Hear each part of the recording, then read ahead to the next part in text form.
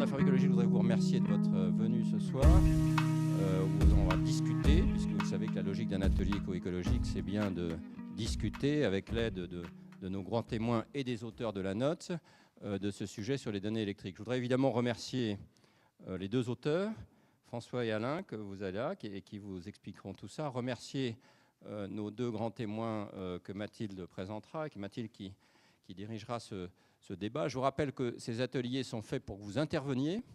Donc il ne faut pas hésiter, y compris parce que ça peut avoir un côté un tout petit peu technique. Il ne faut surtout pas hésiter de demander à intervenir pour bien comprendre ce qui est dit. Donc n'hésitez pas, si jamais il y avait des obscurités, n'hésitez pas. Un mot peut-être sur le fond, pour dire à quel point je pense ce sujet important.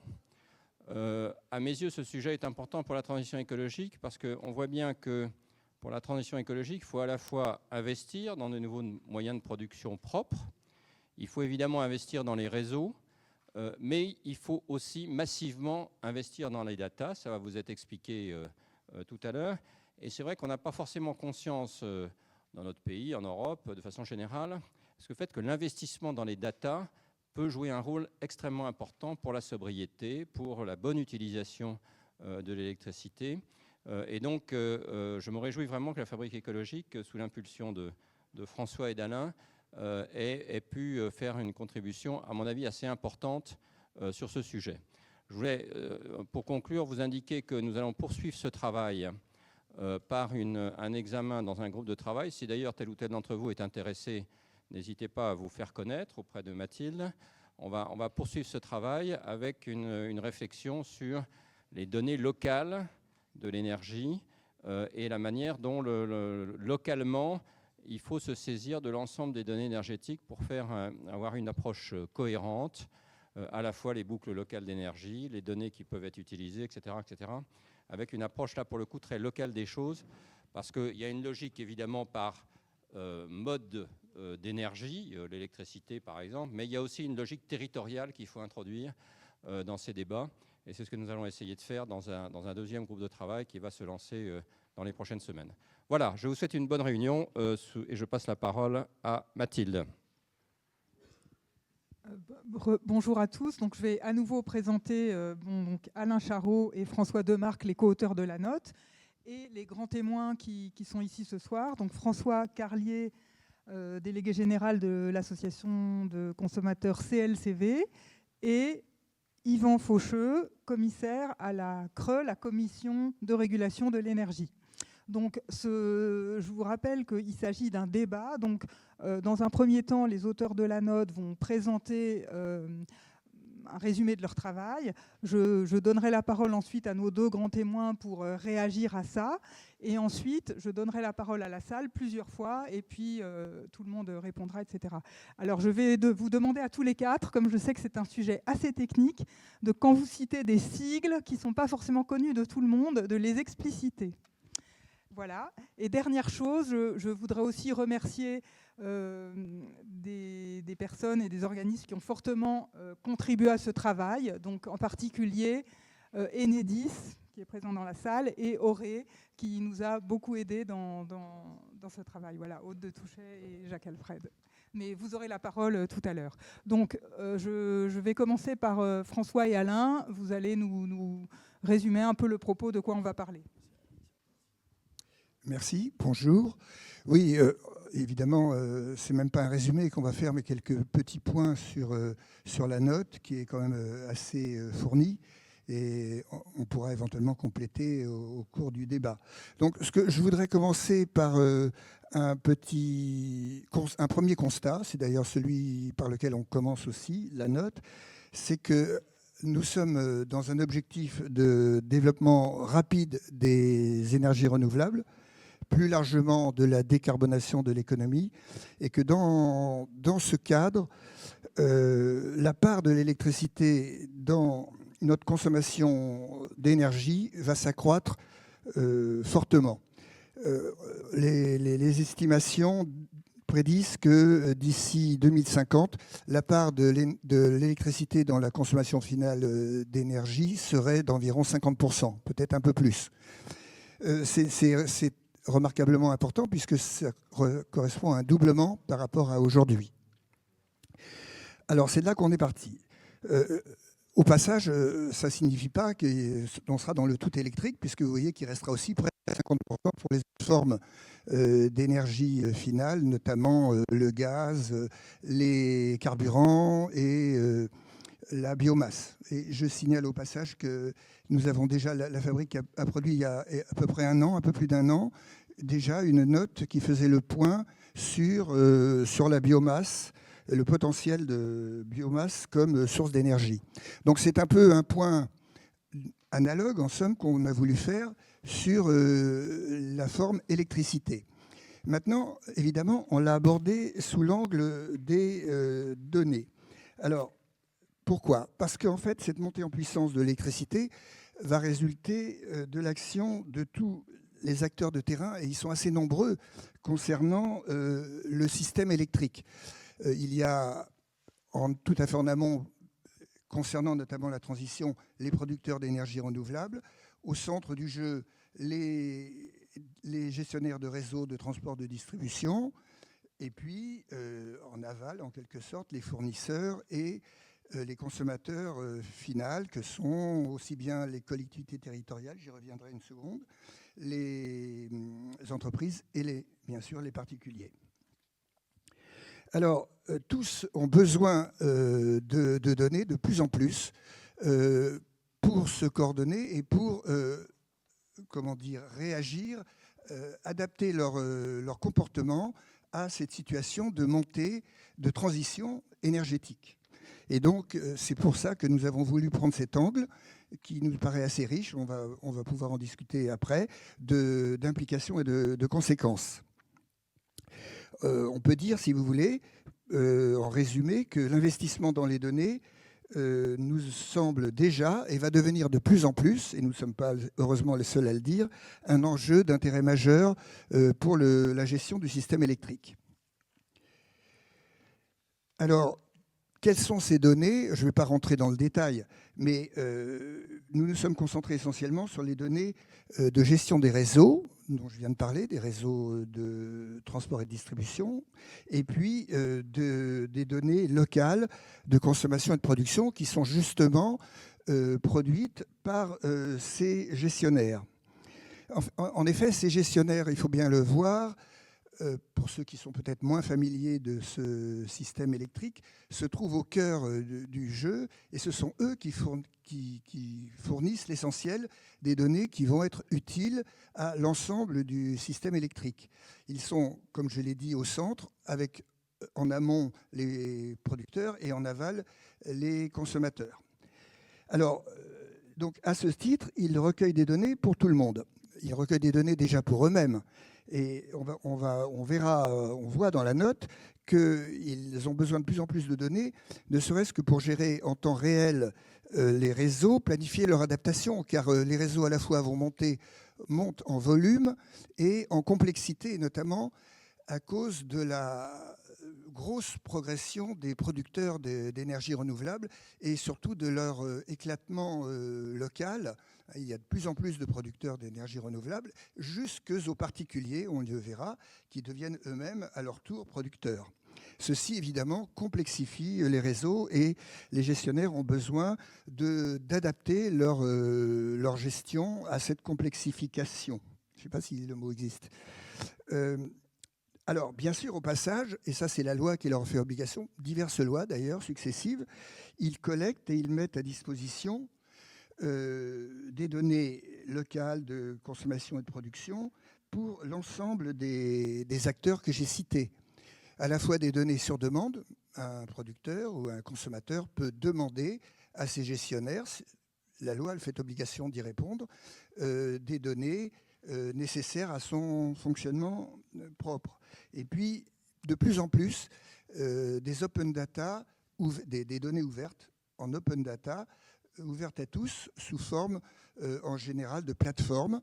Alors, ce sont des plateformes dont nous avons recensé les principales dans la note, qui sont souvent mutualisées entre les diverses gestionnaires que j'ai cités, par exemple RTE pour le transport et Enedis et les entreprises locales de distribution, il y en a 116 pour la distribution justement d'électricité, mais ils peuvent être associés aussi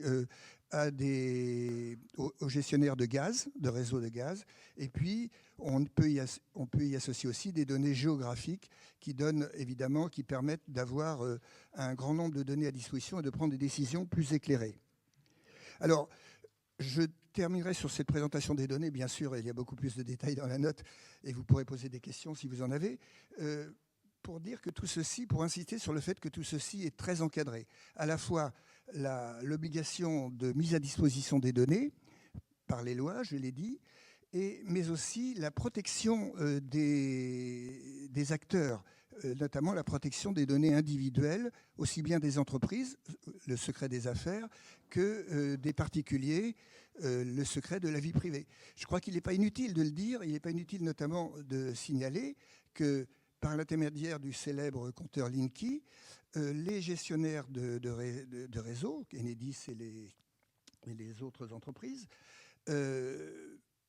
n'ont pas le droit de remonter n'importe quelle donnée pour leurs besoins propres ou pour les besoins d'un fournisseur.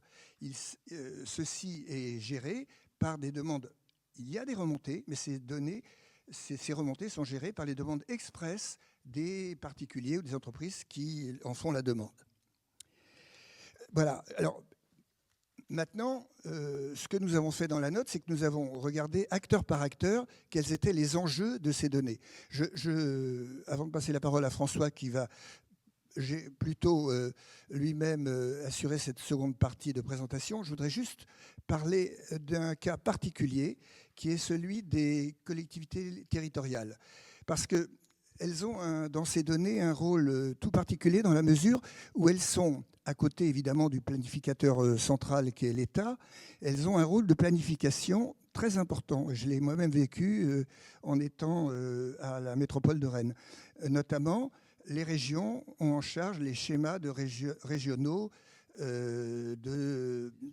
d'aménagement et de développement durable, les SRADET, et d'égalité territoriale, le ET.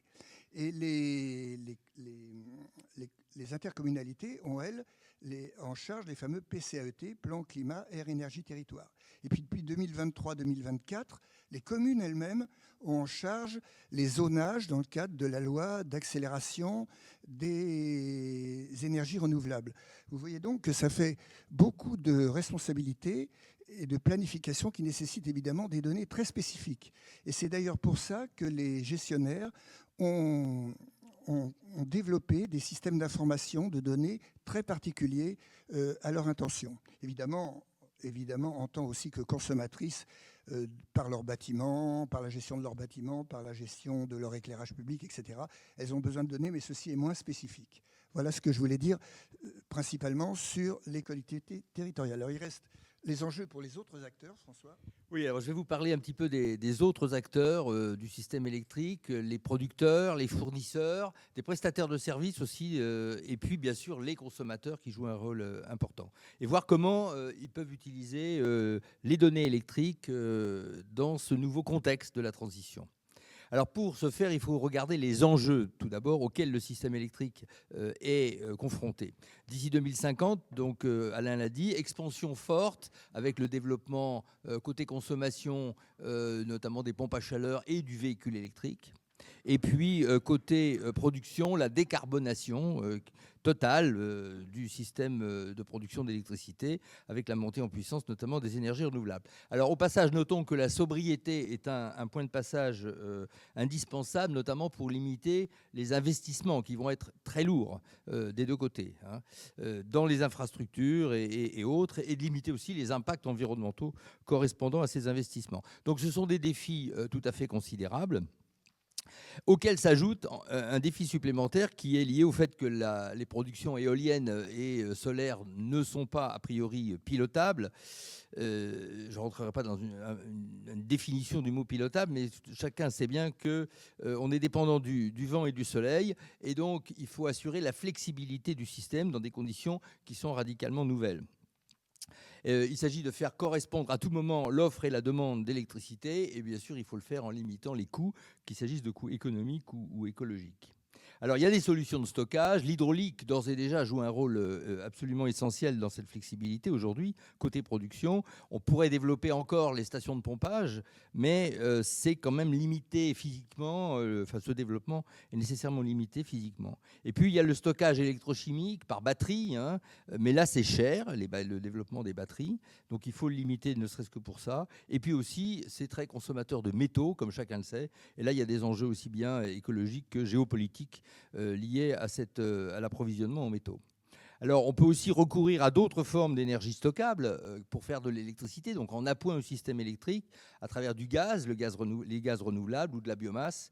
Mais là, on a des limitations aussi de la ressource qui vont probablement amener à concentrer ces appoints-là sur la gestion vraiment des pointes de consommation d'hiver. Donc, pas toute l'année, quoi. Alors, les consommateurs. Je vais surtout vous parler des consommateurs maintenant, un petit peu des producteurs à la fin. Et puis, s'il y a des questions sur les autres, je pense aux fournisseurs ou aux prestataires de services, on pourra en parler à l'occasion des questions.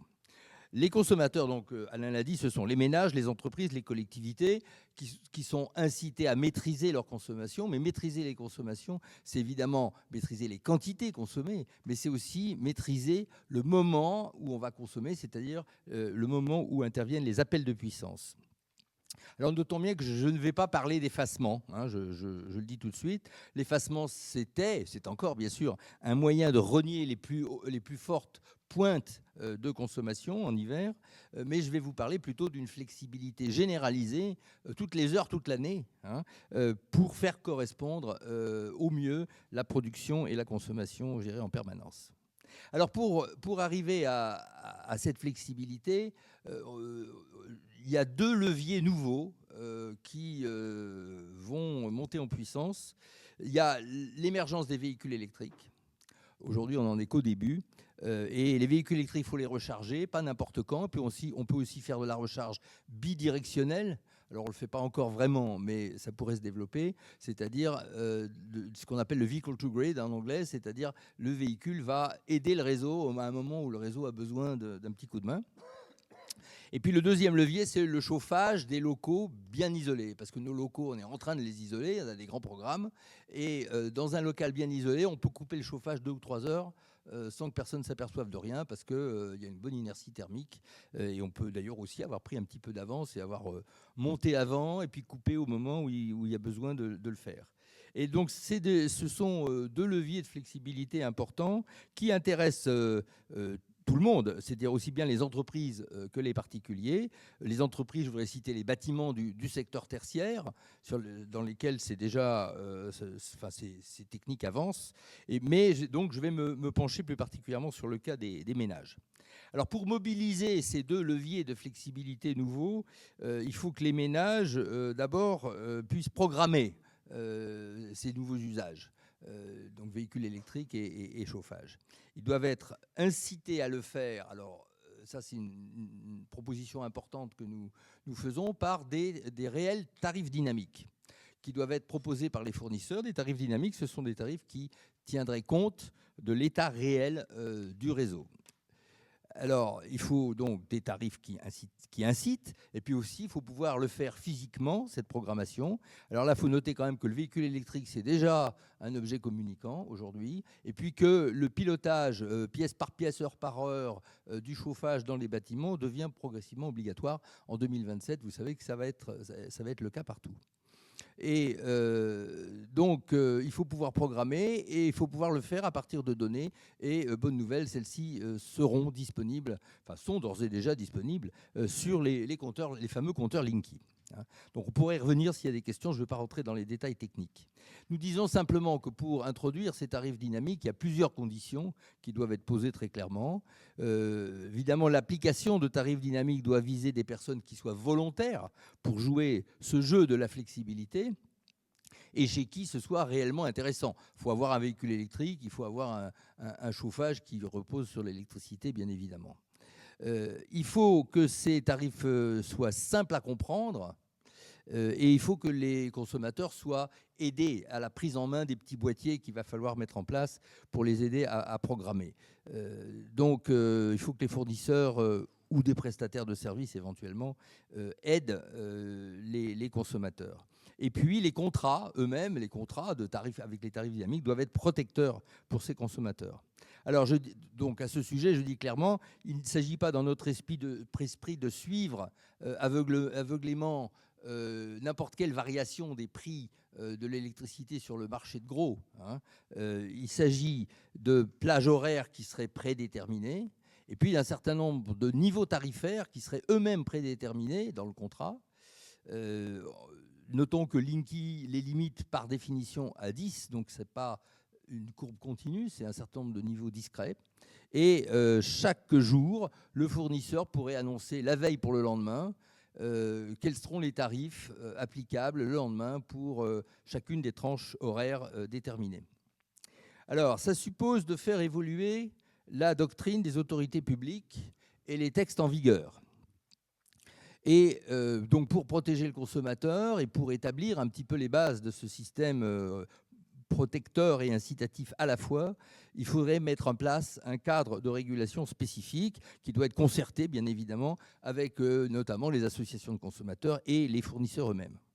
Alors, c'est quand même, il faut le noter, dans la lignée de ce qui existe aujourd'hui avec le tarif Tempo, pour ceux qui connaissent, avec des jours bleu, blanc, rouge, qui sont annoncés la veille pour le lendemain. Donc, on est quand même dans la poursuite de cette logique-là, mais elle serait ouverte à tous les fournisseurs de manière donc ordonnée et contrôlée. Et puis on peut noter aussi que c'est dans la lignée, mais un peu plus lointaine, mais ça dépasserait largement les systèmes heure pleine, heure creuse, qui ont leurs vertus, mais qui ne tiennent pas compte jour par jour de la température, du vent et du soleil. C'est tous les jours le même tarif aux mêmes heures. Enfin, je caricature un peu.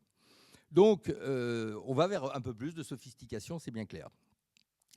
Notons, pour conclure là-dessus, que cette flexibilité de la demande d'électricité permettra de minimiser le recours au stockage ou à des moyens de pointe, donc de diminuer les coûts, de pallier partiellement, en tout cas, la variabilité de la production des énergies renouvelables, enfin solaire et éolien, et ainsi de limiter la volatilité des prix sur le marché.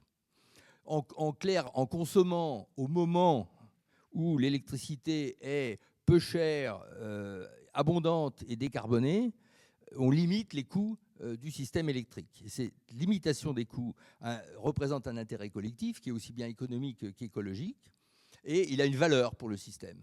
Donc ces actions de flexibilité ont une valeur pour le système. Cette valeur, elle doit au moins partiellement revenir au consommateur qui va faire l'effort, et c'est ça que le cadre de régulation doit permettre d'assurer. Voilà. Donc réserver une juste part aux consommateurs. Bon, sur les producteurs, je dirais pas grand-chose. Simplement, on peut réduire les coûts et les délais de développement des projets nouveaux d'énergie renouvelable et améliorer leur planification, aussi bien pour les industriels concernés que pour les collectivités qui sont chargées de la planification locale. Il y a des propositions qui ont été faites par les industriels concernés qui sont rappelées dans la note, je n'insiste pas. Donc, en conclusion, nous dégageons 3 priorités. Premièrement, considérer la montée en puissance qualitative et quantitative à la fois du système de gestion du réseau et des outils et des plateformes de données comme un véritable investissement d'intérêt général. Deuxièmement, encourager les fournisseurs d'énergie à proposer des tarifs dynamiques qui soient adaptés aux données de consommation, qui soient accompagnés des moyens techniques de programmation et avec une assistance aux consommateurs pour qu'ils puissent en tirer le meilleur parti. Et l'encadrement dont j'ai parlé, réglementaire, fixé par la CRE, en liaison avec le médiateur de l'énergie, après concertation. Et puis, il faudra des moyens humains pour évidemment vérifier que tout ceci est respecté. Et troisièmement, il faut parler de cette flexibilité, donc il faut mobiliser des moyens de communication, notamment publics, l'ADEME, l'ANA, l'ADEME, l'Agence de la transition écologique, l'ANA, l'Agence nationale de l'habitat, la Commission de régulation de l'énergie, qui va nous dire un mot tout de suite, le réseau de transport d'électricité RTE, Enedis, etc., pour sensibiliser les consommateurs à la fois aux besoins de flexibilité et aux solutions techniques et contractuelles qui seront mis à leur disposition avec les garanties associées en matière de protection des données et d'équilibre des contrats. Voilà. Merci. Merci. Donc, je vais donner la parole à nos deux grands témoins. Je ne sais pas qui... Peut-être pour expliquer un peu plus le système. Ou pour l'expliquer, mon Dieu, en fait, par rapport aux propositions, j'avais 4 remarques. Alors d'abord, un petit préambule.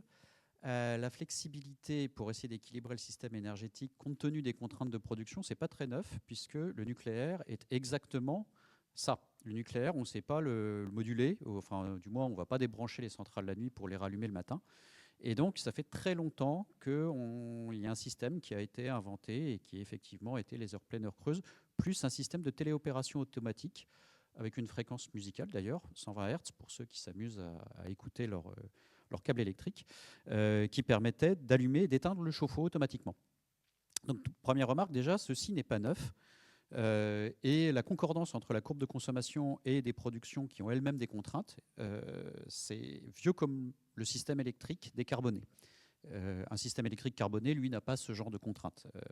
En revanche, un système électrique décarboné repose beaucoup sur des actifs qui ont des contraintes de production, contraintes soit en base, c'est-à-dire qu'on ne peut pas les arrêter, soit des contraintes qui font qu'elles produisent quand elles doivent produire parce que la ressource naturelle est là et que la ressource naturelle, malheureusement, n'est pas tout à fait prévisible, sauf à s'appeler Dieu. Mais ça, je crois que ça n'est pas donné à tout le monde. C'est arrivé il y a 2025 ans et après, je crois que ça ne s'est plus vraiment reproduit.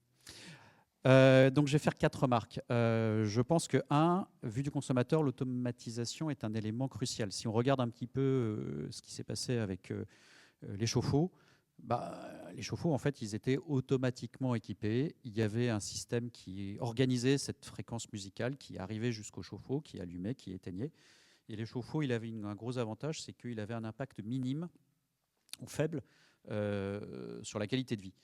Je rajouterais, deuxième élément, il faut pouvoir rebrancher le chauffe-eau, c'est-à-dire qu'il faut que de toute façon le consommateur final, malgré cette automatisation, ne soit pas dépossédé de sa capacité à un moment de bypasser le système. Ma deuxième remarque, c'est qu'il ne faut pas non plus voir le développement de la flex comme une contrainte, sinon la façon de l'expliquer risque d'être extrêmement compliquée. Je dirais, pour être un peu caricatural, les heures à prix négatif, enfin les prix négatifs, c'est plutôt une bonne nouvelle. Alors d'ailleurs, petit exercice économique, si vous êtes dans un système où il n'y avait pas de chauffe-eau électrique et que vous étiez obligé d'avoir un système nucléaire avec une courbe de consommation qui ne s'adapte pas beaucoup, eh ben vous auriez des prix négatifs. Les prix négatifs ne sont pas liés aux énergies renouvelables. Les prix négatifs sont amplifiés par les énergies renouvelables. Ça, indubitablement, on ne peut pas dire le contraire. Mais néanmoins, le prix négatif, c'est une opportunité de gagner de l'argent. Et donc, il y a un enjeu qui est aussi assez fort. Si on veut demain qu'il y ait des offres dynamiques qui se développent, c'est que ces offres dynamiques soient ressenties comme des opportunités de gain et bien précisées comme étant ça. Le troisième élément qui est évidemment la protection de la vie privée. Et là, on est dans un système où, je dirais, ce qui peut frapper quand on vit dans le monde de l'électricité, c'est que le degré de protection qu'on a mis autour des données de consommation électrique est d'une puissance infiniment supérieure à ce qu'on remarque dans tous les autres secteurs d'activité. Pour le dire autrement, est-ce que ça choque que nos données personnelles de nos smartphones soient traitées de façon un peu systématique, avec parfois un nombre de oui qu'on a mis au moment où on installait le smartphone, parce qu'on n'avait qu'une seule envie, c'était de jouer à Candy Crush le plus rapidement possible. Et donc, c'était marqué, si vous répondez non, vous allez être obligé de faire 76 étapes avant d'y arriver. Donc, mais oui. Et donc, finalement, nos données de consommation électrique sont protégées par un corpus qui est, par rapport à d'autres secteurs d'activité, extrêmement fort et extrêmement puissant. Et cette dissymétrie est toujours un élément frappant. Puis alors, je vais faire une quatrième petite remarque. C'est que les données sont aussi un élément important pour les planificateurs que sont les collectivités territoriales. Et là, la donnée de base, elle ne vaut rien. La donnée traitée, avec des capacités d'ingénierie expliquées, etc., elle vaut quelque chose. De ce point de vue-là, c'est important que la donnée soit disponible, mais il est aussi extrêmement important que le traitement de cette donnée, pour en faire une valeur pour la collectivité territoriale, soit fait aussi par des tiers de confiance. Sinon, vous risquez d'avoir la collectivité territoriale qui apporte son jeu de données à 5 prestataires, qui chacun propose une solution miracle. pour développer des ENR, pour adapter la consommation, j'en passe et des meilleurs. 5 solutions évidemment différentes, mais qui coûtent à peu près toutes le même sujet. Comment est-ce qu'à un moment, les collectivités, dont beaucoup n'ont pas les moyens d'ingénierie pour faire, hein, toutes les collectivités ne sont pas Rennes, Lyon, Paris, à un moment ont des outils simples, robustes, efficaces et de confiance pour arriver à traiter ces données. Voilà, c'était mes 4 remarques en préambule. Merci. Donc, François Carlier, association de consommateurs. Bon, on suit les questions d'énergie, évidemment, on s'y intéresse. Et puis, par ailleurs, on est un acteur de la police de marché, comme on dit. C'est-à-dire qu'en fait, on fait beaucoup d'actions en justice, en fait, pour surveiller les marchés, notamment dans l'énergie. J'y reviendrai à la fin de mon propos. Alors, les objectifs sont partagés, hein, c'est-à-dire qu'effectivement, l'intérêt de la flexibilité est évident pour les questions d'adaptation de système, pour les raisons écologiques avant tout, pour les raisons économiques. Donc, je dirais, cet objectif, je dirais, est très consensuel. Alors, j'aurais aussi 3-4 remarques. La première, c'est que, justement, d'un point de vue analytique, attention à ce que souvent, dans le milieu de l'énergie, on impute trop souvent une relation forte entre un prix et un comportement. C'est-à-dire, un prix est élevé, la consommation d'énergie va baisser. Un prix est bas, la consommation va monter. Dans le domaine des particuliers, c'est des choses qui sont très discutées, qui avaient été très discutées au moment de la fiscalité écologique et la taxe carbone. On augmente les prix par la fiscalité. Est-ce que les comportements vont s'adapter, et donc ça va bien, ou est-ce qu'ils ne s'adaptent pas et puis les gens préfèrent aller râler sur les ronds-points? C'est à peu près ça les termes du débat. Le truc, c'est que c'est pas si évident, cette relation de cause à effet. Vous voyez, je fais cette remarque. Il y a eu une belle réussite, je trouve, de ces dernières années. Ça a été finalement la baisse de consommation, pas que subie, hein, y compris chez les particuliers à partir de fin 2022, qui est le plan de sobriété du gouvernement, alors même qu'à ce moment-là, les prix n'avaient pas vraiment beaucoup monté, hein, parce que le bouclier tarifaire faisait que c'était plus 4%. Donc comme quoi, les ministres en col roulé, les doudous Uniqlo, etc., en fait, ça a plutôt bien marché, ce truc. Enfin, je m'en réjouis. Donc, la relation de cause à effet avec le prix, c'est jamais si évident. Et j'en profite pour faire cet appel, donc, parce qu'il y a beaucoup de chercheurs et d'experts, je pense, dans cette salle. Je pense qu'on a, ces dernières années, un magnifique terrain d'analyse. Moi, je n'ai pas le temps de le faire. Et puis, je n'ai pas tout à fait les compétences. Donc, il faut que d'autres le fassent à ma place. C'est que jusqu'ici, on avait des variations de prix, mais qui n'étaient pas forcément très importantes. Donc, pour faire des études statistiques entre consommation, enfin, comportement et prix, ça donnait des résultats, mais pas forcément très intéressants. Là, si on regarde au niveau européen, on a eu des fortes évolutions du prix de l'énergie, malheureusement, bon, mais analytiquement, tant mieux. Des évolutions différentes selon les pays. Vous voyez, la France, au début, il n'y avait pas, en partie grâce à la crise, on va dire, enfin, pas tout à fait, bon. Mais au début, les prix n'augmentaient pas beaucoup en réalité. Puis après, les prix ont augmenté plutôt après, vous voyez, bon. Alors que d'autres pays, il y a tout de suite eu plus 1 000 € sur la facture d'énergie des ménages, je veux dire, dès le début de la crise. Ce serait vraiment très intéressant d'avoir une étude européenne pays par pays, de voir entre les évolutions de prix différenciées et l'évolution des comportements de consommation des professionnels et des ménages, parce que ce n'est pas pareil. Voilà, je fais cet appel parce que c'est important d'être au clair sur cette transmission entre prix et consommation pour ensuite mettre en place des outils de sophistication tarifaire. C'est un beau mot pour l'addiction. Deuxième remarque, ensuite, la fameuse flexibilité des consommateurs. Alors, j'ai envie de dire, c'est vrai que jusqu'ici, nous, on constate plutôt que les consommateurs particuliers ont globalement un rapport assez frustre à la consommation d'énergie. Je m'en désole, d'un point de vue normatif, je préférais que ce ne soit pas le cas, mais j'ai souvent coutume de dire que les gens s'intéressent plus finalement à jouer au Monopoly avec leurs enfants, à boire une bière ou aller à la piscine, que à leur facture d'énergie. Et donc, il ne faut jamais partir trop offensif. Je pense qu'il y a des segments de consommateurs qui, effectivement, aujourd'hui peuvent rentrer dans des schémas de sophistication, le véhicule électrique, notamment, ça c'est clair. C'est là où il y a un potentiel. Après, le consommateur lambda, c'est plus compliqué, notamment si vous mettez en place des tarifs un peu adaptés. souvent il ne gagnera pas grand-chose en fait, hein, parce qu'il n'aura pas des possibilités de flexibilité très importantes, ou alors des possibilités de flexibilité mais qui seront probablement jugées comme trop intrusives. Donc je pense que pour l'instant, il faut essayer plutôt pragmatiquement de partir sur certains segments de public, notamment le véhicule électrique.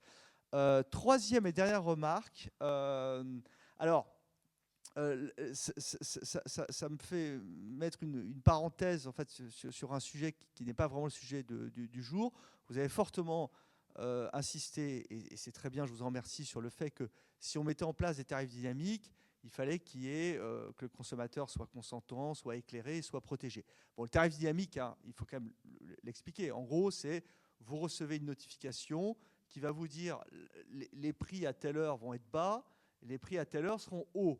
Donc, chargez votre véhicule électrique quand les prix sont bas, voire, enfin pas négatif, parce que le particulier ne sera pas négatif, mais quand ils sont bas, et puis évitez de le charger quand les prix sont hauts. Bon, des fois, je m'amuse à dire, si les prix sont bas le dimanche matin, ça sera à ce moment-là que je dois cuisiner ma blanquette de veau, parce que je cuisine souvent la blanquette de veau le dimanche. À ce moment-là, il faudra que je prenne le bon moment pour cuisiner ma blanquette de veau. Bon, ça, c'est l'exemple, à mon avis, qui ne marche pas. Mais ça marche avec le véhicule électrique. Alors, c'est ça les tarifs dynamiques. Alors, j'ai fait une remarque très simple. C'est globalement, on a un problème qui mettra peut-être 3-4 ans à se résoudre. C'est qu'on a un problème de marché toxique. Le marché de l'énergie est un marché toxique. Alors, je vous explique, la CLCV, on est donc entité qualifiée à la police de marché en tant qu'association. C'est notre spécialité première. Bon, c'est un rôle comme un autre, c'est de scruter les pratiques des professionnels, et quand ça ne va pas, on fait les procès. Alors, c'est vrai que les gens qui font du contentieux ont tendance à voir le mal. Bon, donc j'ai un peu ce biais, j'avoue, je vois le mal dans ce qu'il est. Bon, le problème dans l'énergie, c'est qu'on a vu beaucoup de mal. En gros, ce qu'il y a, c'est qu'on a un marché où il n'y a pas eu de barrière à l'entrée, y compris des barrières prudentielles. Donc est rentré aujourd'hui une trentaine de fournisseurs. Je vais être clair, sur ces 30 fournisseurs, il y en a facile la moitié, je pense, qui n'ont pas leur place, parce qu'ils ne sont pas assez sérieux. Et sur ces 30 fournisseurs, il y en a 7 ou 8 qui vraiment nous mettent un bazar pas possible. Alors, effectivement, on a une vraie grosse appréhension, c'est que s'il y avait un fort développement des tarifs dynamiques, et avec ces 7 ou 8 fournisseurs, ça me donnerait vraiment beaucoup de travail. Et avec un problème, ce qu'on appelle d'anti-sélection, c'est-à-dire qu'en fait, quand vous avez 7 ou 8 fournisseurs qui vraiment font des pratiques très dégradées, et puis je vous assure, c'est pas grave, enfin, même s'ils sont poursuivis en justice, c'est pas grave, ils seront poursuivis, mais ils continueront tant qu'ils n'auront pas perdu le procès, et ça met 6-7 ans à les faire condamner. Donc si vous avez 7 ou 8 fournisseurs qui sont un peu ce qu'on appelle voiture en feu, c'est-à-dire qu'ils y vont comme des dingues, ils font n'importe quoi, et c'est pas grave, et il y a des procès, mais c'est pas grave, on continue d'y aller comme des dingues, ça crée ce qu'on appelle une anti-sélection. C'est-à-dire que les autres fournisseurs se disent, vu qu'il y a ces pratiques-là, pourquoi je serais super vertueux, sachant que c'est toujours difficile d'être un peu vertueux, donc ça tire le marché vers le bas. Alors avec un marché comme ça, évidemment, association de consommateurs, je m'en excuse, on est toujours un peu prudent. Donc il y a en fait, pour expliquer les choses, au niveau des réformes européennes, il a bien été dit qu'il allait avoir des réformes, ce qu'on appelle prudentielles, c'est-à-dire qu'on va mettre en place des obligations prudentielles. Ces obligations prudentielles, un peu comme après la crise financière, vont logiquement devraient permettre de faire le ménage au sein du marché de l'énergie. On n'y est pas encore. On n'y est pas encore parce que culturellement, c'est pas facile pour ce secteur à un moment d'accepter que c'est pas ouvert à tout le monde. Je pense qu'il y a ce frein culturel, de culture sectorielle, mais c'est essentiel parce que mettre en place ce type d'offres, on a vu ça aux États-Unis aussi, hein, ce type de problème, avec un marché toxique, ça pose une difficulté. Mais on finira bien par arriver, et puis un jour, on aura effectivement des offres qui s'adapteront à la flexibilité, en commençant par les véhicules électriques. Je vous remercie. Merci beaucoup. Je voulais juste dire un tout petit mot avant de passer la parole à la salle. C'est que donc, par rapport aux collectivités, il y a M. Michel Maillat, qui est maire d'une petite commune à Tramail, qui a fait un témoignage dans la note et qui, justement, j'avais participé à l'interview, avait souligné le fait que les petites communes ont énormément de données, mais qu'elles ne sont pas forcément utilisables telles quelles. Voilà, c'était juste parce qu'il devait participer, mais finalement, ça n'a pas été possible. Donc maintenant, parole à la salle. Donc, qui veut intervenir, qui a une question ? Du coup, je me lève parce qu'il n'y a qu'un micro qui fonctionne. Bonjour. Serge Gatouard, je suis un ancien collègue dans une vie antérieure de François et de Yvan. Je souhaitais rebondir sur l'intervention de M. Carlier. D'abord, merci beaucoup de l'information sur le contrôle prudentiel. Nous sommes nombreux parmi ceux qui se sont penchés sur le sujet pour attendre avec impatience le moment où ce sera mis et où ça assainira le marché, ce qui sera bon pour tout le monde. Je rebondis sur votre remarque sur l'étude. Ce que les économistes disent depuis quelques années, c'est que les consommateurs agissent en fonction de leurs anticipations. C'est qu'il y a l'effet immédiat du prix et il y a surtout l'effet de l'anticipation. C'est le consommateur qui se dit « Ouh là là, ce truc c'est instable, ça va monter, ça risque de coûter très cher » et qui à ce moment-là agit en fonction de ça, en adaptant son comportement de consommation, peut-être même en adaptant son comportement d'achat. C'est-à-dire que si je me dis dans 3 ans, il faudra que je consomme plutôt de l'électricité la nuit, pour moi, ma famille et mes voisins, ça va me conduire le jour où je renouvelle ma machine à laver à acheter une machine à laver silencieuse. Parce que sinon, à 2 heures du matin, je risque d'avoir quelqu'un qui sonne à ma porte. Mais donc, dans l'étude que vous appelez de vos voeux, j'incite à regarder la question des anticipations. C'est probablement un élément clé.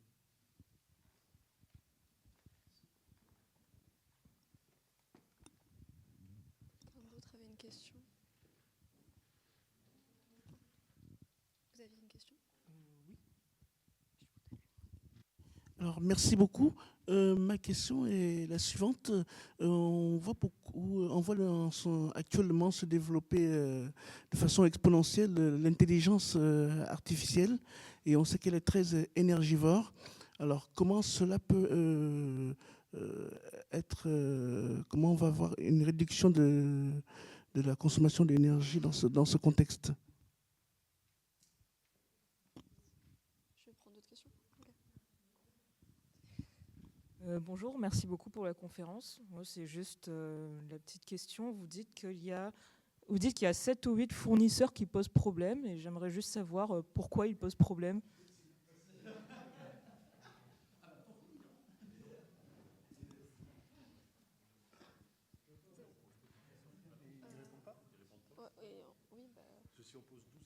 Oui, c'est vrai. Peut-être répondre et après... Oui.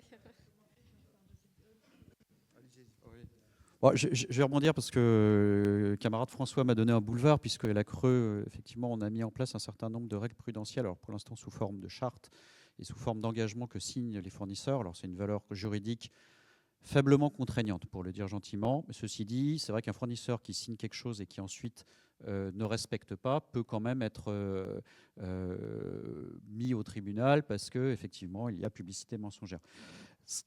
Ce qui est vrai, c'est qu'on attend avec grande impatience que tout ceci puisse être un jour retranscrit dans la loi. Alors, je crois qu'il ne vous a pas échappé que le processus législatif avait connu quelques petites difficultés ces derniers temps.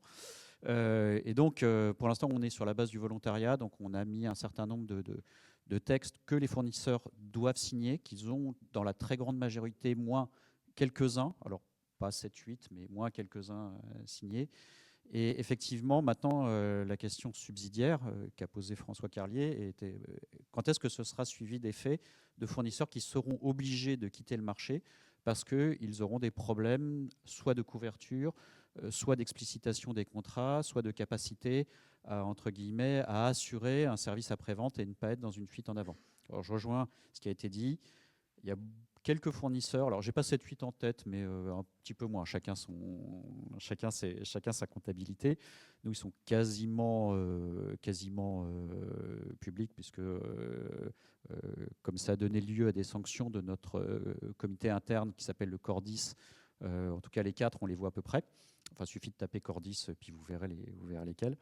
Mais c'est vrai que c'est un élément assez critique de la façon dont le marché peut s'assainir et où les offres dynamiques ne seront pas le cheval de Troie de nouvelles offres dangereuses qui les discréditeront à terme. Donc c'est vrai que ça c'est un élément important.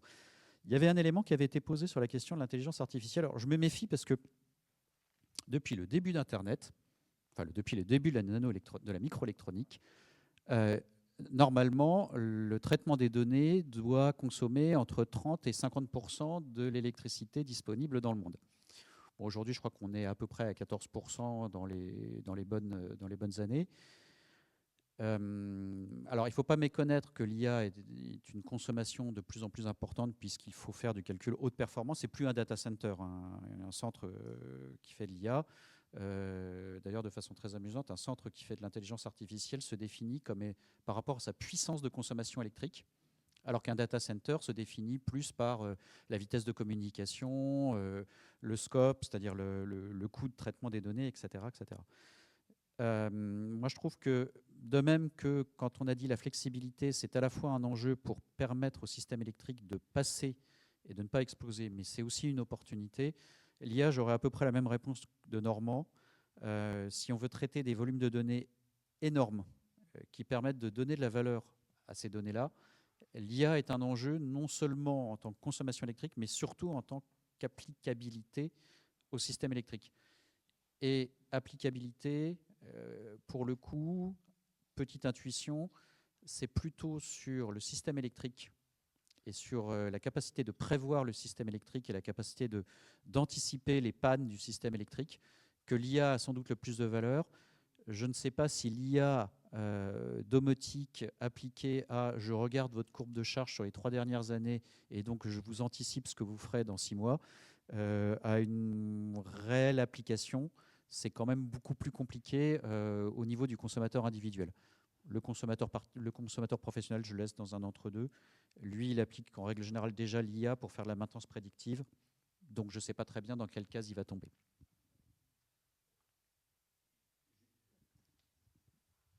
Je m'aventure peut-être, mais j'ai quand même l'impression que les centres de données ont des courbes de consommation qui ne sont pas infiniment flexibles. Donc, c'est sûr que ça doit introduire une certaine contrainte au niveau du talon de consommation incompressible. Et donc, à ce titre-là, il faut certainement être attentif à...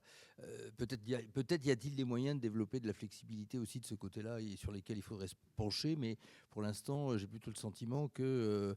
avoir une production en base en face est probablement encore la formule la plus simple pour répondre aux demandes de l'IA en termes de consommation d'électricité. Il y avait d'autres questions. Merci beaucoup, Valentin Moreau. Vous avez parlé de sobriété. Je me demandais, il y a un mot qui n'a pas été évoqué, c'est la question de précarité énergétique, qui pour le coup, après la crise de l'énergie, a quand même significativement augmenté. Si on venait à changer les prix, à introduire beaucoup plus de tarifs dynamiques, etc., comment est-ce qu'on peut inclure aussi ces questions-là d'équité, etc., en prenant en compte, par exemple, il y a quand même une grande hétérogénéité des ménages, des gens qui ont besoin sont dans des passoires thermiques, etc. Est-ce qu'il n'y aurait pas aussi quelque chose à faire sur penser en même temps, je sais pas, quelque chose comme alors des tarifs progressifs, c'est évidemment compliqué, mais comment est-ce que ces deux questions-là s'articulent ?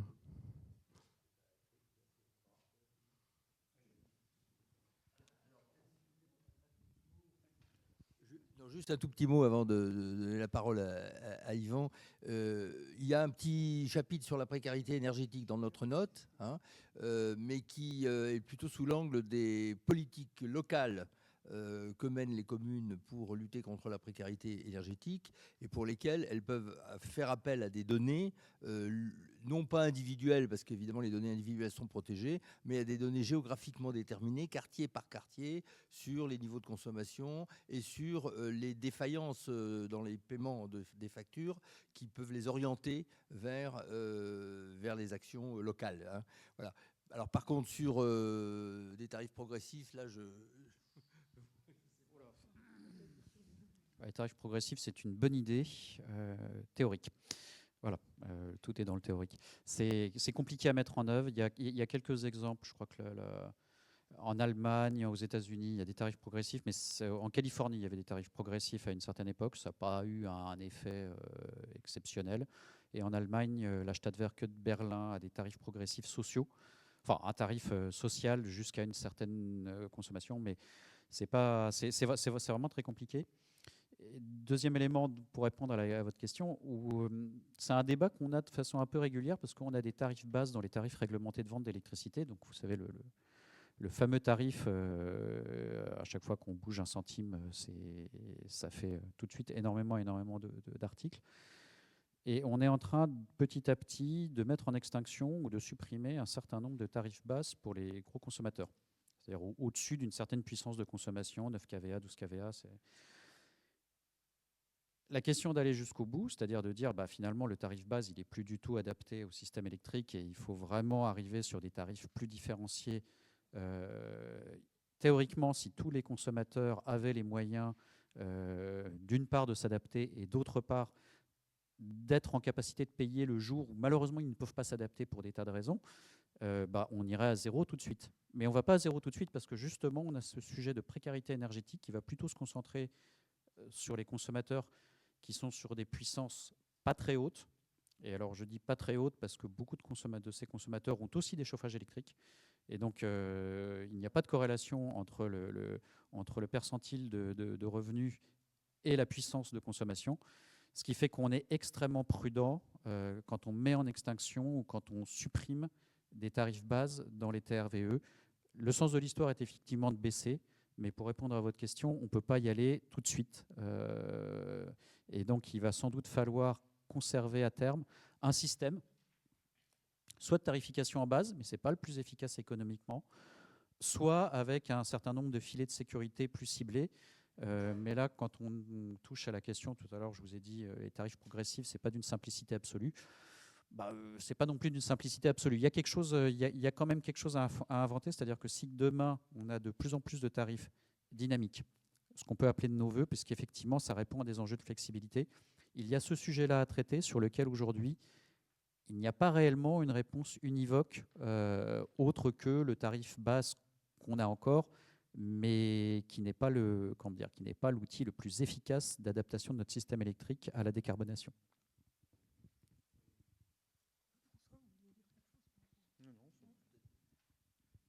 Dire un mot. Tout d'abord, quand même, pour traiter au niveau global, national, les questions de coût de l'accès à l'électricité, la solution actuelle, c'est plutôt d'avoir la prime à l'énergie. Hein. C'est-à-dire que il me semble, je parle sous le contrôle des autres interlocuteurs, que pendant des années, on a tourné autour de la question des tarifs sociaux de l'électricité, et puis finalement, on a trouvé que c'était trop compliqué, on a dit on va donner une prime.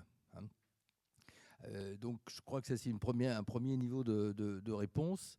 Et puis sur les tarifs dynamiques qui seraient dangereux pour effectivement des consommateurs non avertis et éventuellement précaires, ce que nous avons dit, c'est clairement les tarifs dynamiques, c'est pour les gens qui sont volontaires et les gens qui ont la capacité de moduler effectivement leur consommation. Celui qui n'a pas de véhicule électrique et qui a un tout petit logement et qui consomme pas d'électricité parce qu'il a un autre moyen de chauffage ou peu d'électricité, il n'aura aucun intérêt à accéder à des tarifs dynamiques. Et là, le tarif plat, je dirais, est certainement le plus adapté pour lui parce qu'il a des besoins pour sa cuisine et comme disait François tout à l'heure, on ne va pas se lever à 4h du matin pour aller faire sa blanquette de veau. Donc le tarif dynamique n'est pas adapté dans ce cas-là. Hein. Voilà.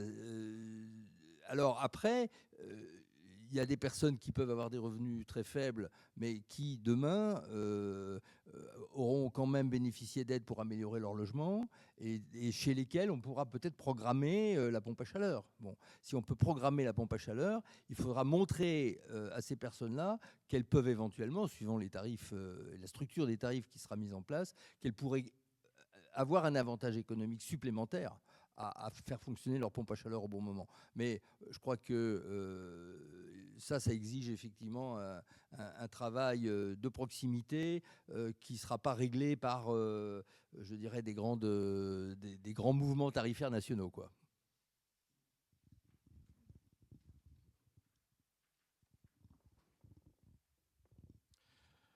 L'autoproduction et l'autoconsommation collective restent encore au niveau national relativement marginal au jour d'aujourd'hui, même si sur certains territoires où il y a un peu de développement du petit éolien ou du petit photovoltaïque, donc ça peut être concentré. Est-ce que ça veut dire que les cas d'autoproduction et d'autoconsommation collective sont en dehors de tout ce que vous dites sur la tarification ?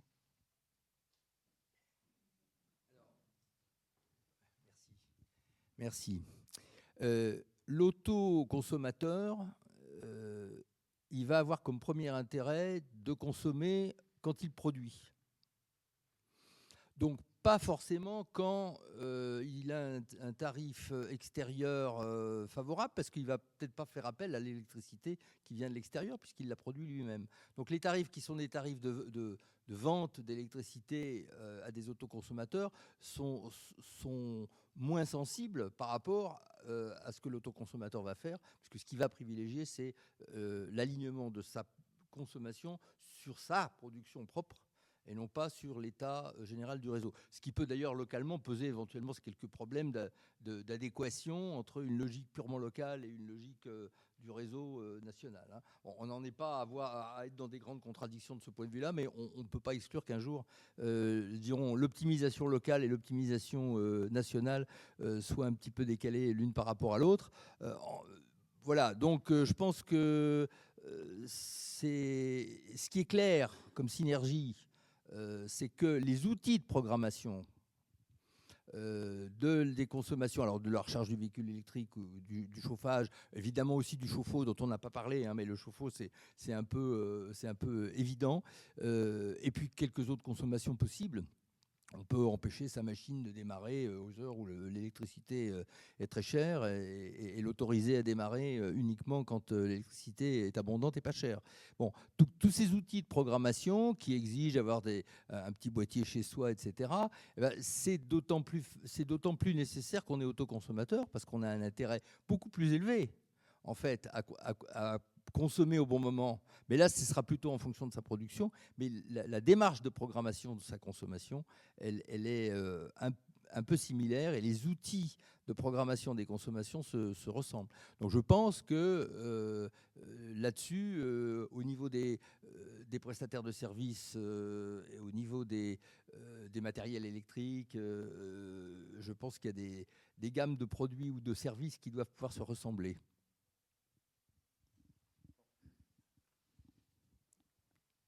Vous allez finir par croire que je monopolise la parole, alors que le régulateur, en règle générale, n'aime pas les monopolies. Ou les monopoles, pardon.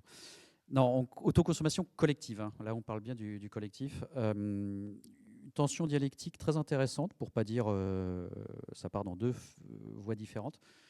On a un tarif autoconsommation collectif au niveau du tarif des réseaux, qui n'a pas un grand succès.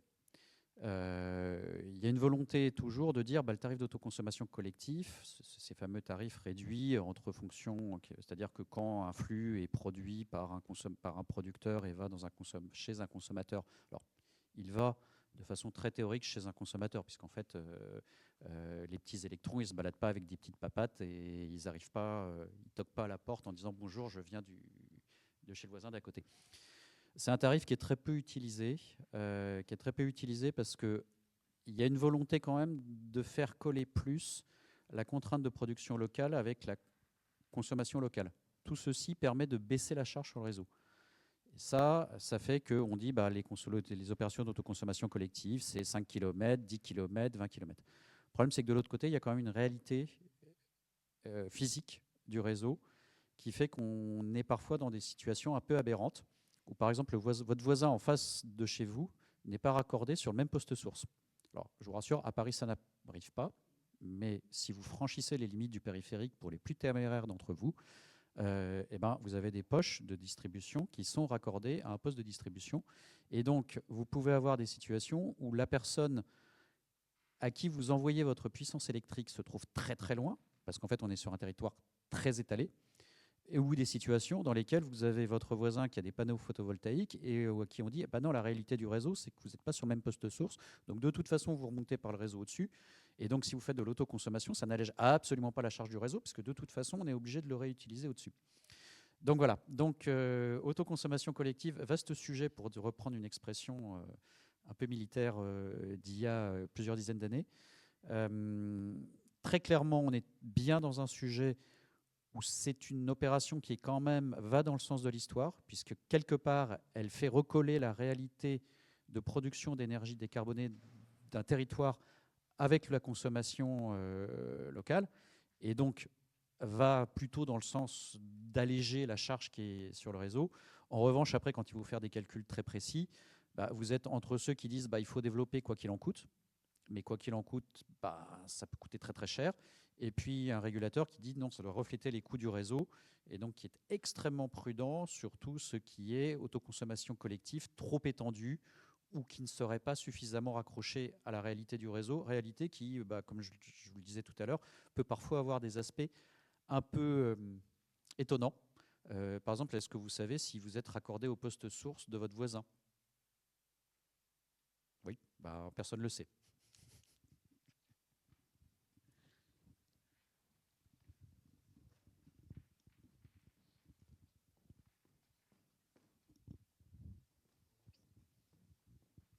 Merci.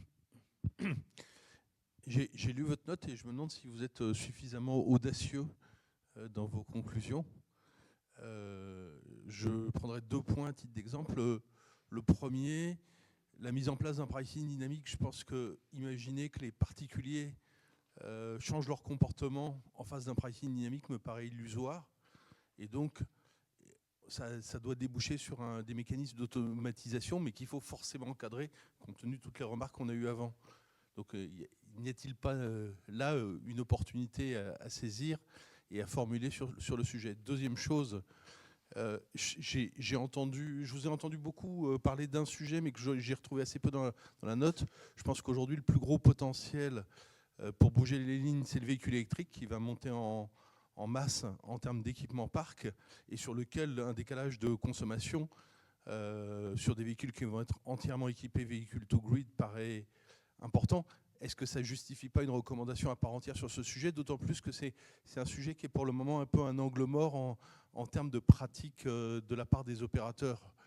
Quand on va regarder un petit peu ce qu'ils font les uns et les autres, c'est à part et c'est pas du tout, il n'y a pas de compteur Linky, enfin il y a plein de choses qui sont hors scope, alors que là-dessus le potentiel me paraît vraiment très important. Voilà.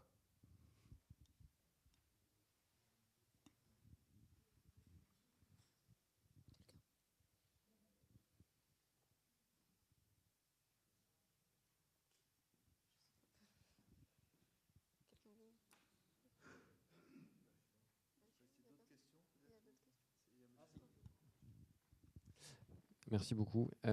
Ouais, j'avais une deuxième question qui était plus vraiment sur les données. La plupart des données qui sont en open data ou même qui existent quand on a les courbes de charge sont des données qui sont agrégées.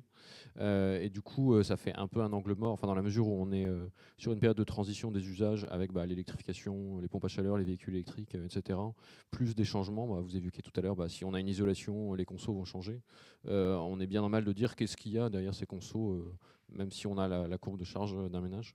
Est-ce que justement sur ces questions de données, vous avez un peu de visibilité? Est-ce qu'il y a aussi des choses que vous appelez de vos voeux en termes d'avoir justement des données un petit peu plus fines, un effort qui soit fait sur ces données-là pour identifier les usages et faire un peu la part des choses entre les différents usages?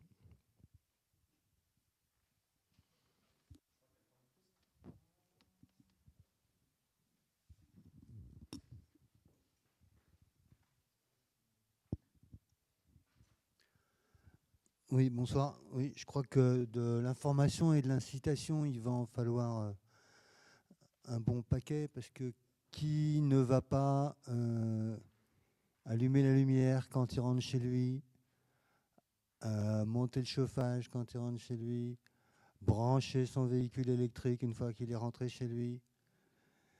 Voilà, il va falloir inciter sévère.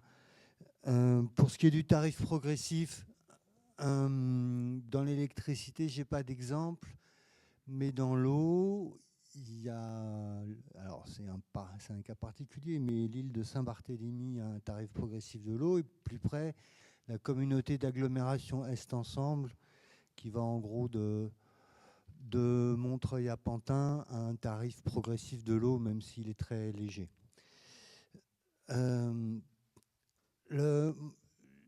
Je vais être un peu provocant. Je ne sais pas si les données, c'est vraiment une grosse question, quoi. La pointe existait avant.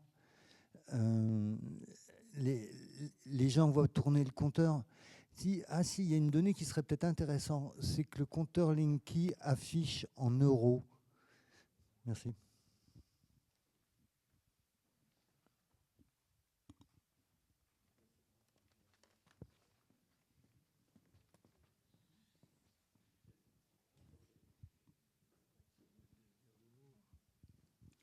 Bon, je ne suis pas sûr d'avoir les réponses à tout, hein.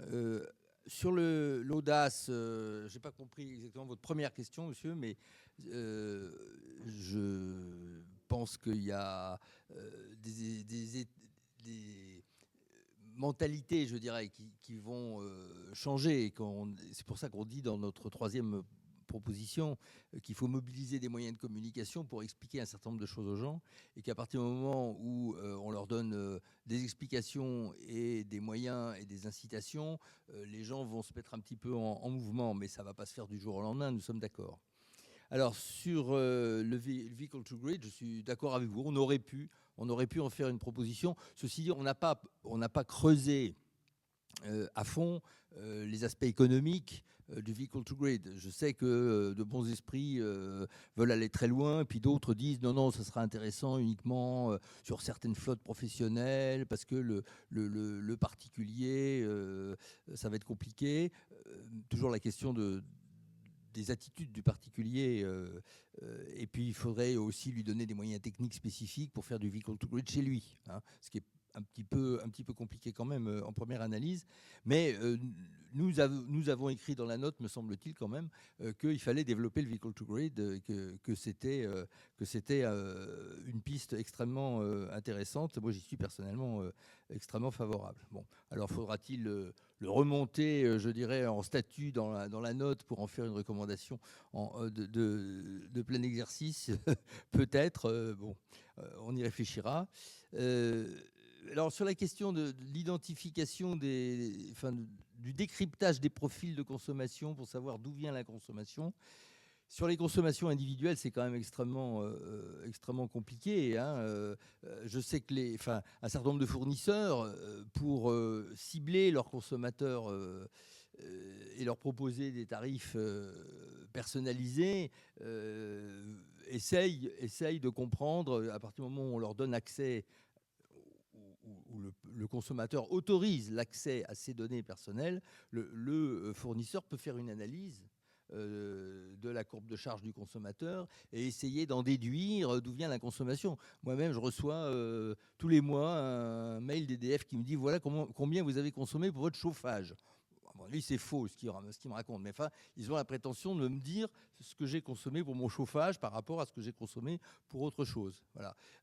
Mais tout ça est fondé quand même sur des choses un petit peu légères. Et faire une analyse fine, ça voudrait dire qu'il faut instrumenter la machine à laver, etc. Donc ça, il y a des études. Hein. EDF Études et Recherches a fait des études assez fines sur ces questions-là, mais c'est de la recherche. Hein. Ça ne peut pas être généralisé parce qu'il faudrait aller collecter des données beaucoup plus fines à l'intérieur des logements sur 7, 8 ou 10 points de consommation, alors que pour l'instant, ce qu'on collecte, c'est la consommation totale du logement au point de livraison. Hein, voilà. Donc, c'est pas Linky qui va nous faire ça, en tout cas. Peut-être dire, bon, je pense qu'effectivement, sur les accès aux données, ce qui sera intéressant, c'est des expérimentations à des fins d'études. Parce que, bon, il y aura toujours la question du consentement, qui de toute façon sera toujours sur la table.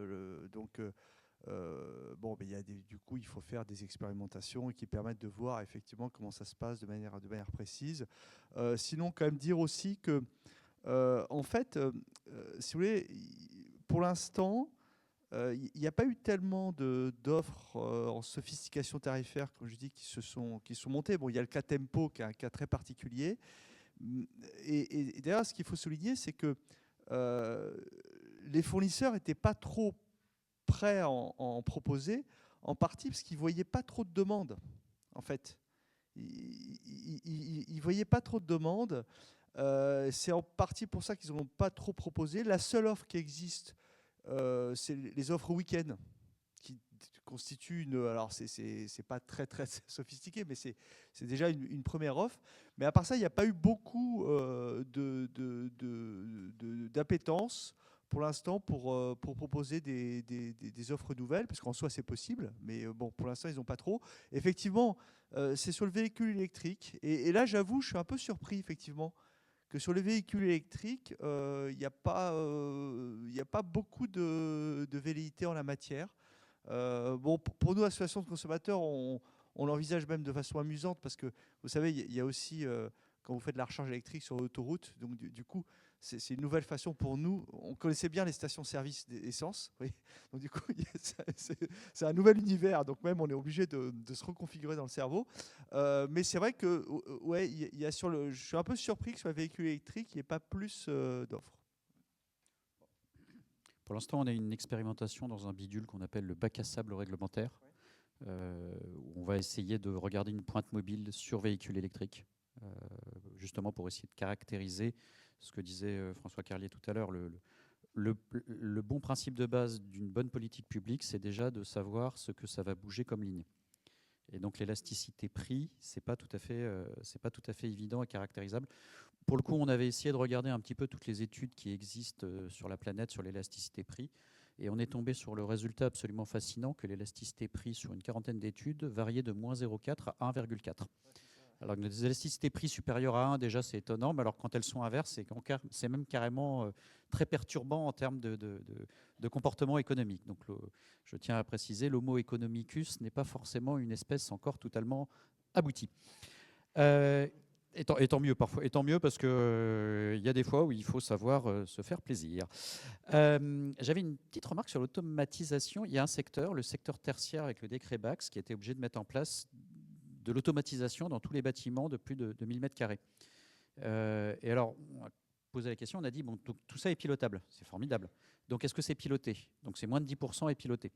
Donc, ça veut bien dire quand même que dans le système global, si le système global reposait seulement sur l'automatisation, les acteurs qui gèrent des bâtiments tertiaires, en règle générale, sont plutôt, eux, des homo economicus. Donc, il manque quelque chose. Et ce sujet qui manque, il est encore difficilement préhensible. Est-ce que la volatilité des prix n'a pas été suffisante dans les années précédentes pour justifier des investissements? Ça peut être le cas.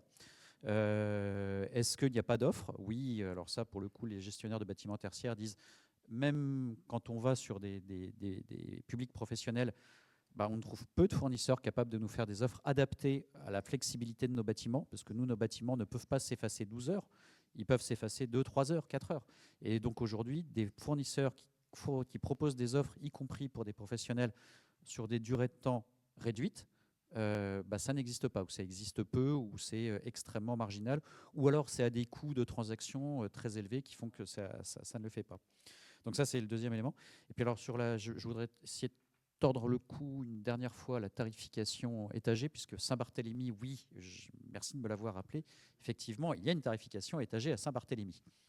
Saint-Barthélemy, petit territoire richement doté, puisque je ne sais pas si vous êtes baladé à Saint-Barthélemy, mais ça vaut quand même le coup en termes de voisinage. Vous avez des... Ok, on oublie Saint-Barth. On oublie Saint-Barth. Mais prenons une tarification étagée. En règle générale, on tombe sur un comportement qui va tout faire pour être pile au premier étage de consommation quand on est sur des personnes qui ont le choix de l'investir ou qui ont la capacité d'investir. Donc, on va avoir souvent un public ou des consommateurs qui ont des fortes capacités d'investissement, qui vont tout optimiser aux petits oignons et qui vont faire une suroptimisation. Et donc, vous allez avoir un déplacement où vous allez de plus en plus avoir l'effet où ceux qui vont se retrouver coincés dans le ciseau tarifaire consistant à dire moi je ne peux pas m'effacer, donc je vais me retrouver dans les tranches les plus élevées, et ces tranches les plus élevées vont coûter de plus en plus cher puisqu'il y aura de moins en moins de monde dedans. Et donc l'expérience de la tarification étagée, et je mets Saint-Barthélemy de côté, c'est que aussi il a une légère tendance à ne pas être très favorable à l'accompagnement de la transition énergétique pour un certain nombre de classes de population. C'est-à-dire, il y a, alors quand c'est arrivé en Californie n'est pas très gilet jaune-like, mais il peut y avoir aussi un effet extrêmement contre-productif, c'est-à-dire que la tarification étagée cantonnant des publics qui n'ont pas les capacités d'investissement pour optimiser cette tarification étagée, dans des no man's land tarifaires de plus en plus insupportables, on peut avoir un rejet extrêmement brutal de la tarification étagée. Dans le Stadtwerke de Berlin, la tarification étagée est réservée à certains publics. Justement parce qu'ils ont fait l'analyse que s'ils proposaient ça de façon générique, eh ben, ils allaient avoir un système où le tarif cher allait s'écarter de plus en plus et allait se concentrer sur des populations ou sur des percentiles de revenus de plus en plus bas.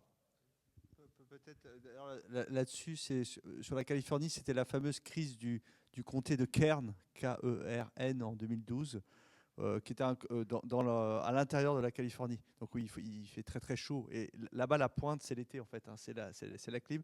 Et donc, avec le tarif progressif, ils ont eu leurs factures s'envoler. C'est plutôt public populaire, parce que c'est à l'intérieur de la Californie. Et après, ce que je veux dire, c'est que tant en électricité qu'en eau, parce que ça peut se faire en eau, c'est aux États-Unis, pour essayer de donner parfois une perspective positive, c'est justement de marier la tarification étagée avec un aspect saisonnier. Donc si par exemple l'été, on a envie quand même de un peu réduire, alors pour l'énergie, la partie clim, ou pour l'eau, en gros, parce que l'étage supérieur, c'est pour la consommation d'eau pour le jardin en fait, et la piscine. Vous voyez, en gros, c'est ça que ça veut dire. Ça donnait des résultats. J'ai eu des entretiens avec des opérateurs californiens, des résultats qui n'étaient pas inintéressants si vraiment on veut faire focus sur le saisonnier, une surconsommation et le saisonnier. C'est pas forcément inintéressant. Alors ça crispe toujours, hein. C'est le principe du signal tarifaire, mais c'est pas inintéressant.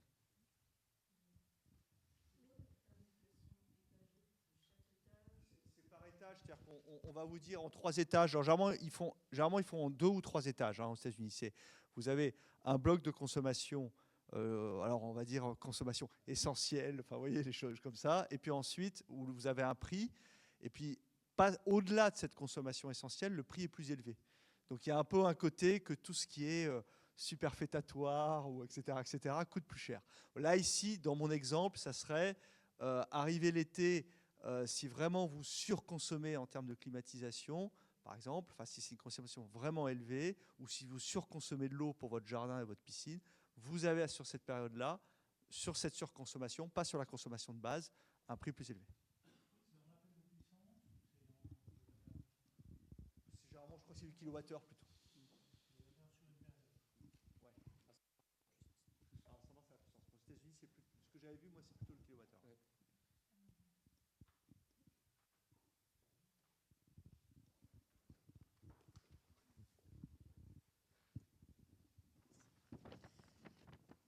Alors moi j'ai 2 questions. J'ai un peu lu la synthèse globale. Ce qui est dit, c'est que pour tout ce qui est gaz renouvelable et biomasse, c'est une option complémentaire qui serait économiquement intéressante, mais limitée à la gestion des points de consommation divers. Je voudrais bien savoir pourquoi ça serait limité.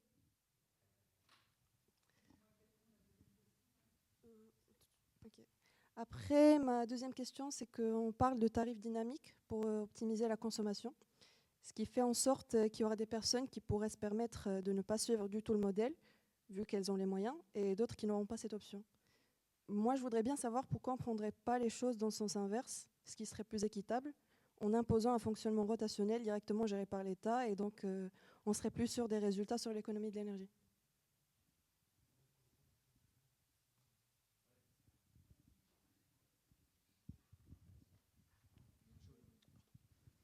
Oui, bonjour, merci. J'ai une question sur les data centers. C'était pour savoir si en France on a donc de l'électricité assez décarbonée, et je voulais savoir aussi si on pouvait du coup attirer des investissements puisque étrangers du fait de cette électricité décarbonée pour implanter des data centers en France. Merci. Qui veut commencer à répondre? Bon, je disais, la dernière question, on va la laisser au président de la République. Sur la biomasse limitée, alors je vous invite à prendre connaissance de la note que nous avons publiée il y a un peu plus d'1 an, en décembre 2023, sur la biomasse. Et je vous invite aussi d'ailleurs à lire ce qui est écrit dans le projet de programmation pluriannuelle de l'énergie, etc. C'est-à-dire que la biomasse, elle est forcément en quantité limitée parce qu'il faut la produire, parce qu'il y a des écosystèmes à protéger et qu'on ne peut pas faire n'importe quoi en termes de prélèvement de cette production de biomasse sur la nature. Et voilà, donc c'est des limites physiques. Or, il se trouve que la biomasse va jouer un rôle essentiel dans notre équation énergétique à partir du moment où on abandonne les combustibles fossiles. Je rappelle que notre consommation d'énergie, globalement, c'est aujourd'hui 60% de combustibles fossiles. Si on veut passer d'ici 2050 à quasiment zéro, il faut bien faire quelque chose. Alors que l'électricité, avec toutes les sources, je dirais, de renouvelables, plus le nucléaire, on va faire de l'électricité un peu plus de 50% de notre énergie finale, comme ça a été dit tout à l'heure par Alain. Mais le reste, le gaz, les carburants, dont on aura toujours un peu besoin, ne serait-ce que pour les avions, les bateaux, et puis la biomasse, enfin le bois énergie pour le chauffage, ces énergies-là doivent être, ces formes d'énergie finale doivent être produites en grande partie, en tout cas, à partir de biomasse. Donc il va y avoir une demande de biomasse, une tendance à la demande de biomasse fortement croissante. C'est pour ça que la biomasse, sous ses différentes formes, qui viendrait au secours du système électrique, nous paraît devoir être assez fortement limitée. C'est pour ça qu'on a dit, bon, quand on a une pointe de consommation d'électricité très élevée qu'il faut satisfaire, pourquoi pas un petit coup de main effectivement d'une centrale qui fonctionnerait avec des combustibles liquides ou solides d'ailleurs venant de la biomasse, mais il faut que ce soit limité à vraiment une logique quasiment de secours, hein. Ça peut pas jouer un rôle tous les jours dans l'équilibrage du réseau. En tout cas, c'est ce que nous disons. Bon, vous aviez une autre question, la première, je n'ai pas très bien compris sur qui est forcé à faire quoi. Ce qui est clair dans nos propositions à propos des tarifs dynamiques, c'est qu'il faut que les gens aient intérêt à choisir. Donc c'est un choix, et un choix qui doit être motivé par un intérêt à choisir des tarifs dynamiques. Il ne s'agit pas de les rendre obligatoires, et il ne s'agit pas de faire en sorte que les autres tarifs deviennent impraticables. On aura toujours des tarifs qui ne seront pas des tarifs dynamiques. Il y aura peut-être des tarifs entièrement plats, il y aura peut-être des tarifs intermédiaires du style heure pleine, heure creuse, qui ne sont pas vraiment dynamiques, parce qu'on sait à l'avance toute l'année quelles seront les heures pleines et quelles seront les heures creuses, donc on n'a pas besoin de se poser la question tous les jours. C'est quand même des tarifs qui existent aujourd'hui et qui incitent à une certaine flexibilité avec les chauffe-eau, et qui pourraient tout à fait être utilisés d'ailleurs pour la recharge des véhicules électriques par exemple, hein. On peut charger son véhicule électrique en heure creuse. Bon, ces tarifs-là, ils existent, ils ne sont pas condamnés du tout, en tout cas dans un horizon de temps prévisible, par l'émergence d'une nouvelle catégorie de tarifs qui seraient des tarifs dynamiques et qui s'adresseraient à des gens beaucoup plus volontaires pour programmer. Voilà. Mais pour qu'ils le fassent, il faut qu'ils aient un certain intérêt, et cet intérêt, il doit être proportionné à l'intérêt individuel pour eux doit être proportionné à l'intérêt collectif que la flexibilité de la demande va apporter au système électrique.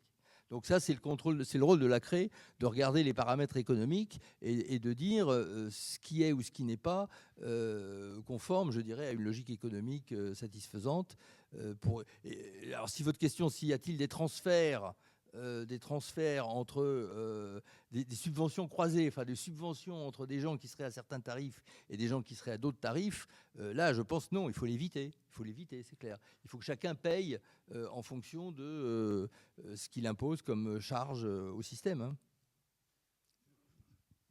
Je voulais rebondir là-dessus pour dire que je mets à votre réflexion sur l'évolution, sur l'idée de dire, par exemple, la consommation d'électricité va énormément monter ces prochaines années. En fait, alors, moi, je suis partisan que oui, déjà pour une raison, c'est qu'effectivement, on doit alors baisser la consommation de carburant, donc les véhicules électriques, et puis aussi un truc qui est moins dit, notamment par les pouvoirs publics, la question du gaz. Pour moi, normalement, c'est dans les textes européens d'ailleurs, et c'est normal, on est censé arrêter de se chauffer au gaz, globalement. On est d'accord. D'ailleurs, quand je demande toujours à un responsable public, j'ai demandé à un ministre récemment, à quand on fixe la fin du chauffage au gaz en France? Vous êtes d'accord que logiquement, on devrait arrêter de se chauffer au gaz, je ne sais pas, en 2040 à peu près ou Bon, supposons. Bon. Et est-ce qu'il y a une programmation de ça? Pas vraiment. Bon. Alors, moi, je pense qu'on devrait tendre, et c'est autant que possible, vers la suppression du chauffage au gaz. C'est pour ça que je considère que la consommation d'électricité doit monter. C'est le sens de l'histoire. Après, c'est très discuté dans les praticiens et les experts. Il y a un autre scénario, qui est que la consommation d'électricité ne monte pas plus que ça. C'est un peu ce qu'on est en train de vivre en fait en réalité. Pour l'instant, elle est relativement atone. C'est pour ça d'ailleurs qu'en termes d'investissement, tout ça, les acteurs se posent des questions. Alors, il y a en partie, là je vais un peu plaider ma cause, j'en conviens, c'est que faire attention sur les niveaux de tarifs aussi, d'une manière globale. Là, je ne parle pas de sophistication de tarifs dynamiques. C'est que, si vous voulez, arriver à un moment avec EDF qui fait la grosse Bertha sur un niveau de tarif élevé, effectivement, les data centers, ils ne vont pas venir. Ou la consommation ne se relancera pas plus que ça. Il y a aussi une grande inconnue, c'est est-ce que, qui là est positive, est-ce que les comportements de sobriété énergétique qui ont plutôt bien marché ces dernières années, est-ce qu'ils ne vont pas continuer? Ce qui serait une bonne nouvelle. Est-ce que finalement Et donc, je ne sais pas quoi penser entre... On a tous, finalement, on se projette tous dans une augmentation de la consommation d'électricité, moi y compris, pour des raisons légitimes. Enfin, vous les avez toutes en tête, notamment le chauffage au gaz, j'insiste. Et en même temps, en vrai, qu'est-ce qui va se passer ces 5 prochaines années? Franchement, si je devais parier sur la consommation d'électricité, je vous dis tout de suite, je ne parierais pas mon livret A. Je n'ai pas beaucoup de sous sur mon livret A, mais je ne vais pas le parier parce que j'aurais trop peur de me planter. Voilà. Et donc, si vous avez des avis, je serais intéressé. Je ne sais pas si vous êtes prêt à parier votre livret A. Non, pas encore. Deux petits commentaires. Un pour rebondir sur la remarque de François Carlier et pour reboucler avec le sujet des data. On a essayé de regarder un petit peu ce que pouvait être la sortie du gaz, notamment par rapport à des problématiques réseau. Et ce sur quoi on est arrivé, et va vous paraître une idée stupide, mais néanmoins qui n'était pas totalement dans l'atmosphère, c'est que s'il faut faire des sorties de gaz, il faut les faire territorialement. C'est-à-dire qu'il y a des configurations territoriales dans lesquelles la sortie du gaz fait beaucoup plus sens aujourd'hui que dans d'autres. Et c'est très dur, hein, parce qu'aux Pays-Bas, en Suisse, ils ont fait justement cette sortie du gaz et aller aider le dernier consommateur de gaz à sortir du gaz, souvent on tombe sur des cas extrêmement compliqués, que ce soit des consommateurs individuels ou particuliers. Mais néanmoins, effectivement, la sortie du gaz nécessite une approche territoriale, et cette approche territoriale nécessite que les territoires soient en mesure de faire la programmation de la sortie du gaz, qui soit une programmation économique. Et ça, on reboucle sur les datas pour les territoires. Si les territoires n'ont pas les données énergétiques globales, et notamment électriques, qui leur permettent de dire oui, c'est raisonnable de sortir du gaz, ou non, je suis obligé de maintenir du gaz parce que je n'ai très clairement pas le réseau électrique à même de faire, on est un petit peu mal à l'aise. Ce que je vous dis vous paraît sans doute extrêmement intuitif. Il faut savoir que ce n'était pas du tout dans l'atmosphère il y a 3 ans, hein, parce qu'on parlait de l'éradication de toutes les chaudières gaz d'un coup, où qu'on soit et où que ce soit. Cette histoire de sortie des réseaux gaz est extrêmement importante. Et puis je vais faire une deuxième remarque. On a parlé tout à l'heure de rotationnel dans le tarif dynamique. Sachez que vous avez déjà un rotationnel avec les heures pleine heure creuses, puisqu'il y a là, la Creux a lancé un grand chantier pour essayer de bien replacer les heures pleine heure creuses. C'est un chantier énorme. Pour le coup, on ne peut pas faire grief au GRD de ne pas s'y être mis et de ne pas mettre les moyens, mais c'est un chantier énorme. Parce qu'il faut savoir que les heures pleine heure creuses, elles sont affectées par rotation. Vous ne pouvez pas les choisir. C'est-à-dire, vous avez une 70 régimes qui se baladent. Et justement, ces régimes sont affectés par Noria, avec un algorithme extrêmement compliqué dont je ne suis même pas tout à fait persuadé que son concepteur en maîtrise les tenants et les aboutissants, mais ce n'est pas très grave, et qui vous affecte les heures pleine heure creuses en fonction d'une demande d'heures pleine heure creuse. Donc cette histoire de Noria existe déjà.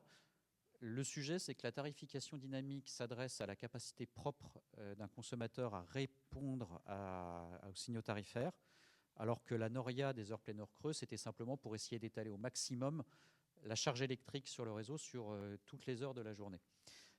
Donc oui, les Noria sont intéressantes quand on est sur des sujets de coûts fixes ou d'infrastructures fixes. Je ne suis pas tout à fait persuadé que ce soit une idée intéressante quand on est sur un sujet de production. Écoutez, je crois qu'il est bientôt l'heure de la fin, là. Donc je ne sais pas si quelqu'un a encore un petit mot ou un petit mot de conclusion.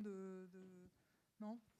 En tout cas, moi, je voulais vous remercier tous pour vos interventions très intéressantes et vous dire que la note est maintenant en ligne sur le site de la Fabrique écologique et qu'elle est ouverte à la co-construction, c'est-à-dire que chacun d'entre vous peut proposer des améliorations, soit directement sur le site, soit en nous envoyant un mail.